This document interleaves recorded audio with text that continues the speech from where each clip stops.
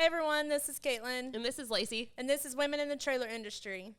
Today we're going to talk a little bit about family road trips and just kind of the mom life and business while you're doing those road trips. Yep. So do you want to start or you want me to? Sure, I'll start and then I'll hand it to you because you have the most recent, fresh memory of this. And it was quite the road trip. So we just wanted to talk about do like kind of a lighthearted episode to talk about, how everybody can relate if you're a woman, being a wife or a mom or a fur mom, whatever that looks like, and having to take a road trip. What are some struggles and what do you do to kind of get through those? Do you have a certain plan that you have? So Caitlin just took a trip. Yep. So we just took a trip to Cheyenne, Wyoming, and so from Texas. Yeah, we were in like South Central Texas, East Texas, whatever you want to call us, and so it was about 16 hours, and yeah, it was with a 2-year-old and a 4-year-old. So of course I was mic drop. Yep.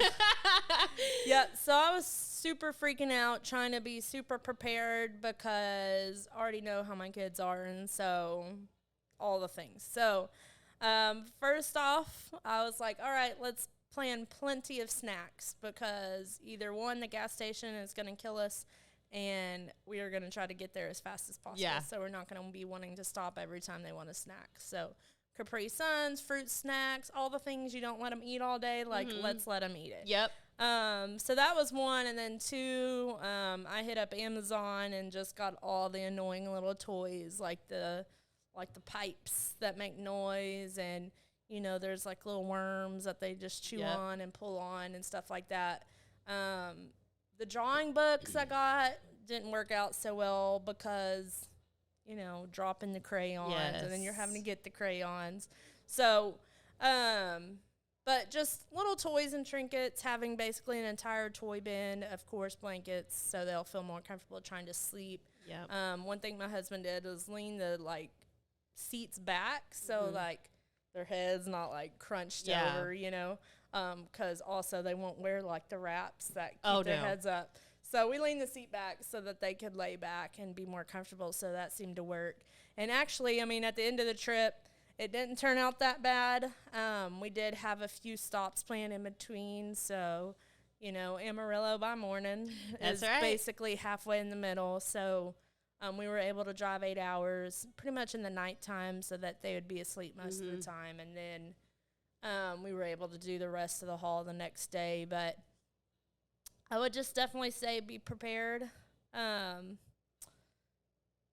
just do it. Yeah. So I remember, with the snacks for sure. I remember whenever I was like in college and even as a kid, I remember some road trips, but like in college, we would all load up and go to Colorado to go skiing. And then one time we drove to North Dakota and Wyoming and Montana. And I just think about all of those things and all those times that was like fun, right? Like all you can think about is like not the time, the 16 or 20 or how many hours you're going to be in the car. It's just kind of like you and your buddies just like load up and you just take off driving and it's just like this fun experience. And then I think about it now as a mom and I'm like, it's like almost like a business plan that you have to lay out. Like, how am I going to do this to where I don't have screaming kids? At this point, I have or husbands. Let's just point that out. Yes, irritable husbands who are just trying to get there and they don't understand why we need to stop and do a potty break and all these things. And then and when the kids are crying, they don't want dad most of the time. No offense, dads, but they want mom. And you're like, I've had enough. They're like, hold me. Yeah, like, okay. We can't hold you. We're driving down the road. Hold my hand. Let me break my arm. Seriously, my arm's asleep. Reach you back there holding hands. But I will say the leaving at night and driving through the night is gold. We've started doing that recently, and sucks for us, but yeah. Well, what happens is you drive through the night and it's a wonderful trip most of the time. They're sleeping through the night and you get somewhere right as soon as they're ready to wake up, but you haven't slept all night. So then you're like, you just accept the sleep deprived nature and you're just like, I'm just not going to sleep on this trip. Seriously. And I know it's coming, but whether they go to sleep at 8 or they go to sleep at midnight, they're still up at 7. That's exactly right.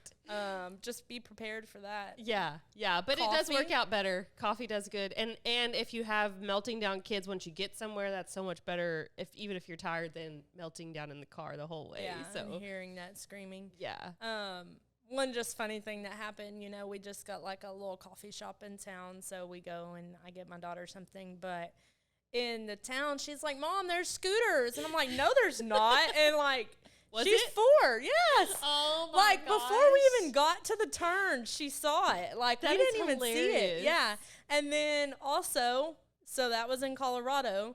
Also in Wyoming, right next to our hotel, there was a scooters. Oh, my gosh. And we were like, no, they're not. You're lying. And she was like heartbroken because we said she was a liar. But hilarious. like, That girl how knows does her she even coffee spot shop. That? Exactly. Like, she don't go that much. Yeah. I mean, I've probably gotten her a smoothie 3 times or so. But And that's so funny too, just to see an adventure in the eyes of like a little kid, a 4-year-old who, when they get to go to the coffee shop with their mom and they get this, Slurpee or whatever they're getting there, they remember that and it like imprints on them. And that also shows in Trevor's like brand recognition at work, and it really is because she can't read. Right. So how does she know we're passing Chick-fil-A, scooters? Exactly. All of that. It's because their logos are distinct.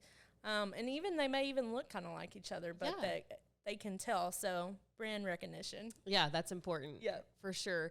But also what happens whenever you're on these trips, is you inevitably have time because you're in the car to either, for me, and I know for you, either you have your laptop or you have time to think.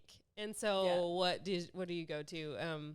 What are you thinking about? For me, on the way there anyways, I was driving most of the time, and it kind of drives you a little crazy because you can't watch your phone. You can't wear headphones. And so it's almost like you have to get permission from the other people in the car to play what you want to play. Yeah. So I ended up listening to an Audible book for some of the time, and it was like on compensation plans and some stupid stuff like that. So my husband kept his headphones on. But Hallie's going to be like, Mom, this is how you get profit for your company. I know. I'm trying to think of the exact book I was listening to. I only got through some of it because he was kind of monotone. But anyways, 10x is greater than 2x. Oh, so we talked about that in our last quarterly. But I digress. So listening to the audiobook kept me kind of busy, and it really needs to be an intriguing one because, like, when you're thinking so hard on something when you're driving, it's like your head starts to hurt. So, and definitely pack the Tylenol. But that's what I did on the way there. And so kind of where we were going, there was some issues that I felt obligated to dig into just because I couldn't help myself. And so I think when you're traveling, like, you're really stuck with that. I think every time I've traveled, except maybe when I didn't have service those few times, like, I've really dug into certain things, which we said in a previous podcast, we give ourselves permission to do those things. But, I was just really digging into that. And we say it all the time, like, don't work while you're on vacation. Right. But sometimes it's like the time we have clarity because we're not in the office. And I think, and we talk about work-life balance a lot, that if that's balanced to you, then do it. Absolutely. You know what I'm saying? If that's what you want to do. For me, I can't just sit there and stare at my phone and do nothing. Like, I'd rather be productive. And if that means I'm working, then so be it, right? But anyways. And for me too, like, I've found like this kind of switch in myself where, checking my phone for like text messages and scrolling Facebook, giving people a call that aren't work related. Sometimes I feel like that's work.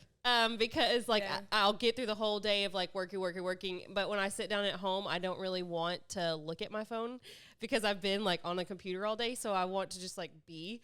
And so sometimes I've started to feel like that's work, but it's not. Like people, your family's like, okay, you've been working all day, so can you please talk to me now? Like, yeah. Or, you know, like there's a Facebook invite, and this happens a lot. Like birthday parties are always on Facebook invites now. I miss them like a lot because I just don't get on Facebook as much as I used to, because for me, like it's fun. I think work is fun. And so whenever I get home, I also just want to be untapped from like that device, I guess. And so that's kind of what started to happen to me. But you don't have anybody in, wait, is Hayden in diapers? He's in pull-ups? Yeah. Okay. I was going to say, like, how'd you work out that, like, the potty breaks? And then when you did that for changing diapers and all the things. Yep. So the diapers were good because we just let him roll on. He wears a pretty big diaper. And I mean, every time we had to stop, of course, Texas is huge. We had to stop every 4 hours anyways and get gas. So it just happened to work out, you know, when we were able to stop to get gas. And when the older child had to use the bathroom, then we just went ahead and did that. My biggest fear is the child that always has to use the bathroom, but we've become good squatters on the side of the road, like, because, I don't know, kids will go to the bathroom and then 30 minutes later say they need to go again. Yes. And it's for one of two reasons. One, they just want to get out of the car, or two, they actually have to go again. And they figure that out quick. Yeah. It's like, if strange. I say I have to go to the bathroom, then we'll stop at least and I can get out of this car seat. Yeah. So I have one that will go on the side of the road, and I have one that is like, it's a no. It's a hard no for them.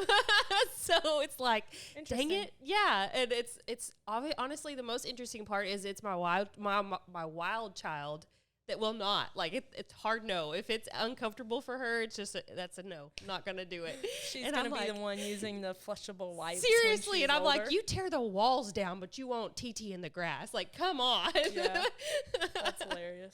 Well, y'all road trip a lot too. We do, yeah. All of our family lives away from us, so we are it's always a road trip to go see them. 2 hours is, I think, the minimum that we drive to go see our family, and so we do it a lot.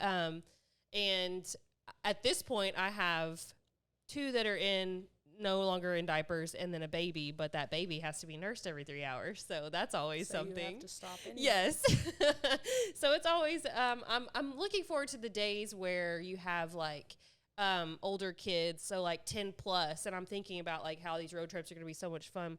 But then I always think, it's probably in some way still going to be exactly the same. They're always going to need something. They always need to go to the bathroom. Something's going to happen. My sister and I were talking about that the last trip because my nephews are 13 and she's going to kill me, but 10.